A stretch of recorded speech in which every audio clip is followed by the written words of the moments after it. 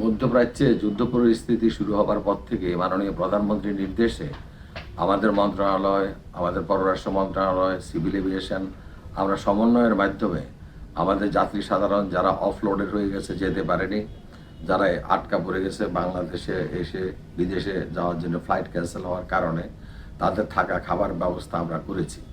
আমরা প্রায় 200 লোককে আমাদের নিজেদের ওয়াইজারাস বোর্ড সেন্টারে এবং হোটেল ভাড়া করে অন্যান্যভাবে আমরা তাদেরকে রাত্রি যাপনের ব্যবস্থা করেছি, শেয়ারে খাওয়ার ব্যবস্থা করেছি। এখন প্রশ্ন হচ্ছে যে তারা যারা আটকে গেল তাদের এখন আবার নতুন করে যাওয়া ব্যাপারে দুটো সমস্যা দেখা দিয়েছে। একটি সমস্যা হচ্ছে যে তাদের ভিসার মেয়াদ অনেকের নেই, সেই ভিসার মেয়াদ বৃদ্ধি করার ব্যাপারে আপনার সেটা আমরা খোঁজ খবর নিয়ে সেটা পররাষ্ট্র মন্ত্রণালয়কে দায়িত্ব দিব।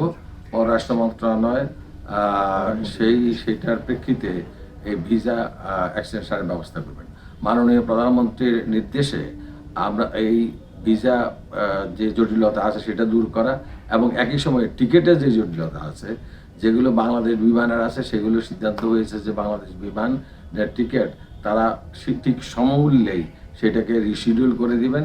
এবং আমি সেটাও জানতে চেয়েছিলাম যে অন্যান্য ক্যারিয়ারগুলো সেটা মানবে কিনা, অন্যান্য এজেন্সিগুলো তারা বলছে যে তারা সেটাও চেষ্টা করবেন।